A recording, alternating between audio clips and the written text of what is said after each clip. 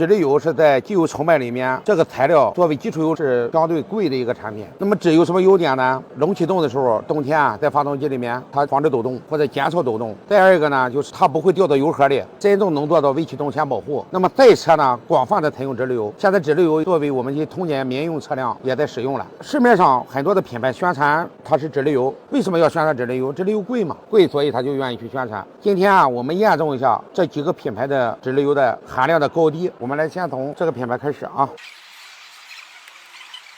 这是某国内大牌机油啊，我再把它擦干净了啊。这是个对比器，它不是个绝对器。我之前测过它的030是含脂的，但是今天呢，这还是吓我一跳啊！但是别冤枉了它。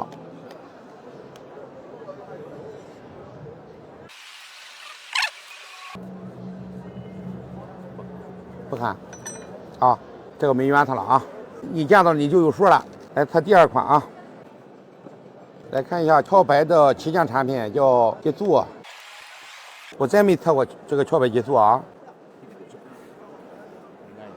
没有啊，说明这个成本也不会高到哪里，但是很贵啊，它卖的顶天的皮油方案了。这是超金的020，221，我再给它测一遍啊。我怎么怕冤枉了他？以前我测过5%。来，我们继续验证啊，再给他个机会。看这里啊，我这个过程是为了你要干的。差不多。我上去测，我记得啊，看了吗？这个是证明它是含脂的。这个原理是什么原理啊？这是测的节点常数，也就是导电率。如果不理解，我一会儿把那些技术油再拿出来给你测一遍就明白了。含脂的导电。来，你的偶像来了啊！这个？不是你的偶像。不是，这个是？不是，这个是咱的偶像，这个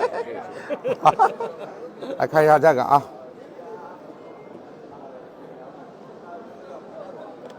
国内网红大牌来了啊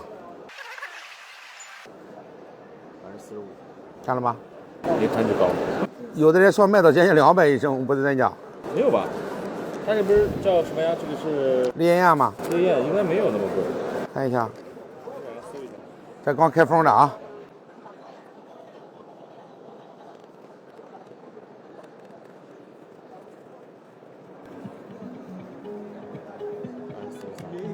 看到了吗？差不多，对。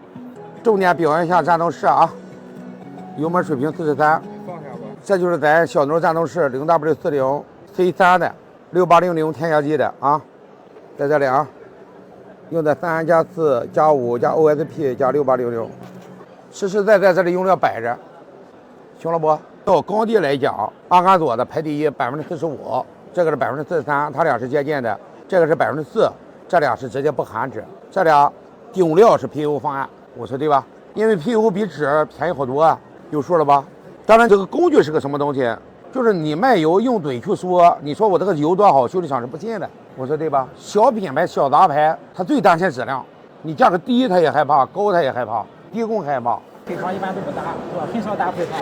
现在市场有学材这个的，有人学材给打。这是好事，我现在忽悠整个行业全都打，不要不打。事实是不是强于雄辩？如果开的话不行。当然，阿克佐这个用料，这是它的旗舰产品顶级，咱这也是相对顶级。